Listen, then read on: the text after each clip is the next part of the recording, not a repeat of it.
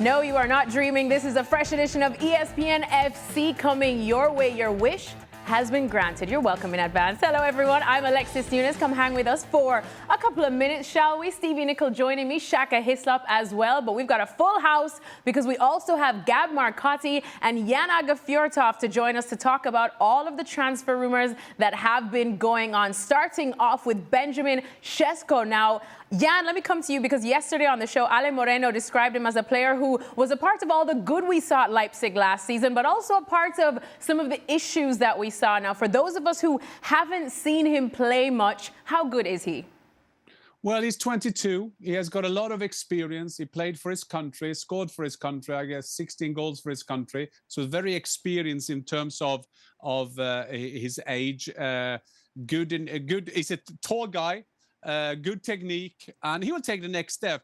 But before I came on this show, I was thinking, people won't believe me because I'm a strikers union. I will say that this striker is the next big thing. So I called a friend of mine, Alex Rosén, who was the head manager or manager of everything in Hoffenheim for 11 years. And I talked to him about Sesko, and his words, I said, I'm going to go on ESPN, I'm going to describe this player. And he said, this is the next big thing. He has to take the next step.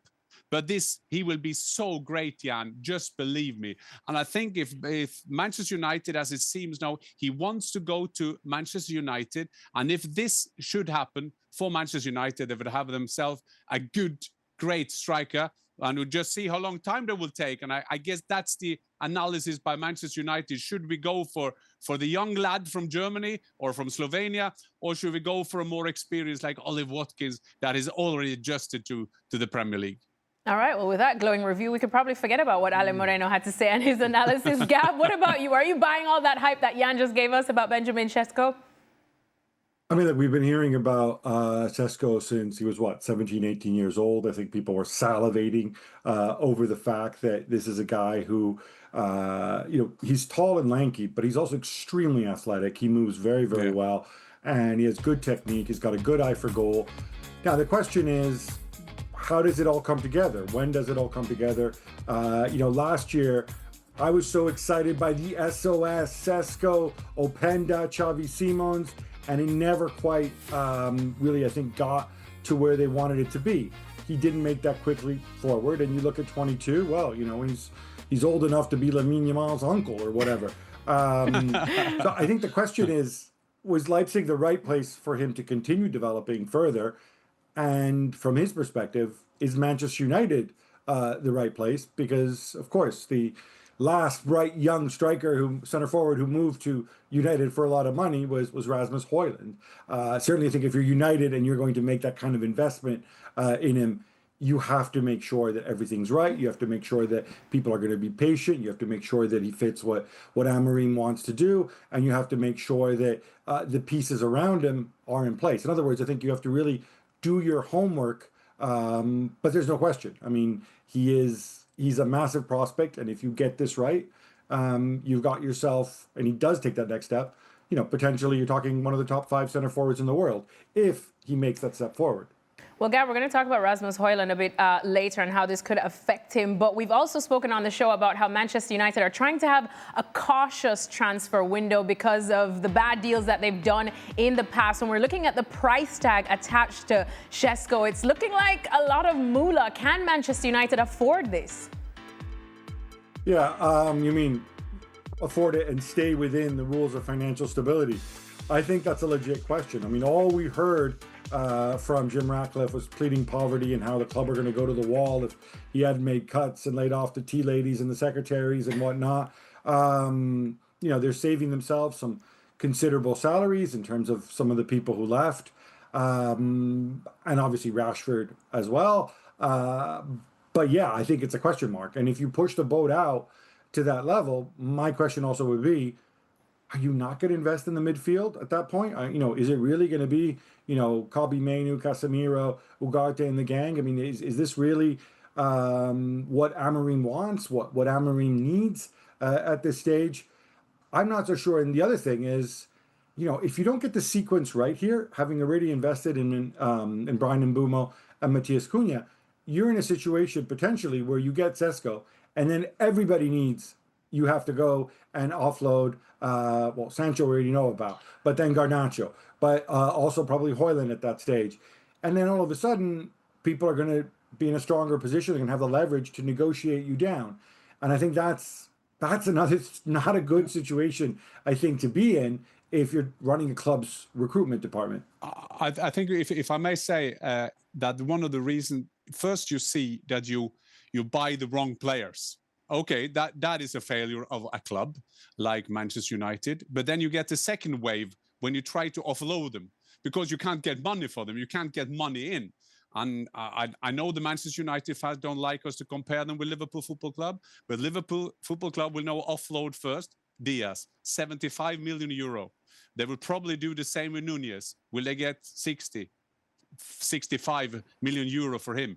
So wrong recruitments, they come in waves. The first wave to get them in, and then the trouble is to sell them again. All right, Stevie, after everything you just heard now, price tag, his qualities as well, the fact that we know that Manchester United are prioritizing a striker in this transfer window, should they just go for it? My biggest worry is for Sesko. And quite frankly, you know, successful teams are usually built from the back forward. And certainly successful teams are built in the guts of the team forward. You don't start up front. Look at all the players they're signing. If they sign Sesko, they've signed 3 forwards, basically. You've got to get them the ball. You've got to get them opportunities to score. And what Manchester United have right now in the middle defensively isn't good enough to produce that for those 3 players. As again, if Sesko goes. I mean, if I'm Sesko, I'd be worried that I'm going to stall at Manchester United. You know, you try and, you know, you look at the path that Haaland's had. You know, he's done it the right way. He's built, and then he's joining a team in Manchester City that they're at the top of the tree. No wonder the guy continues to score goals and continues to get better. Is Sesko going to do that at Manchester United? I'm not so sure. And if they do get Sesko, Gab's talking about, you know, financial fair play. So they're not going to have any money to strengthen the middle of the park, strengthen that defence, strengthen in goal. So, yeah, if I'm Sesko, I'm sorry, but I'm going nowhere near Manchester United. So, added to that, you've already spent north of 150 million in replenishing your squad. You'll probably spend another 75 to bring in Sesko. Speculation about another goalkeeper, which adds on top. I'm not sure you're going to get the 50 back or whatever it is you paid for Onana, if that's the case. And all of a sudden, if some of this speculation is true about the direction of Manchester United intending to go, you again question profit and sustainability and all the noises you've been hearing from Ineos, etc. So there, to the question, there are a lot of layers to this that, from a business perspective, just don't quite add up. What is a definite cert, though, is Manchester United need an out-and-out striker. And it's a very small market. You see what Newcastle are doing and their interest in Sesko from the time Alexander Isak gets linked with Liverpool. That speaks to how shallow that pool is. Yeah, and what's your final verdict on this, and what does the player himself probably want? Because as Shaka pointed out, it sounds like Newcastle are also interested in his signature, especially if they do end up losing Alexander Isak to Liverpool. What we do know is that both Manchester United and Newcastle United have told RB Leipzig they're talking to the team Sesko, so to say. I reported this morning, and I've been told that he prioritized to go to Manchester United. That's the club. If you're going to choose between these two Uniteds, Newcastle or Manchester. Also remember that the director of recruitments is Christopher Vivell. Christopher Vivell, he worked in the Red Bull system. He worked with Red Bull Salzburg. He worked with RB Leipzig, wasn't very successful at Chelsea as technical director, but now he's back to where he is good at, director of recruitment. And I guess that will play a role for Sesko. So as it stands, he wants to, if to choose between these two clubs, he wants to go to Manchester United.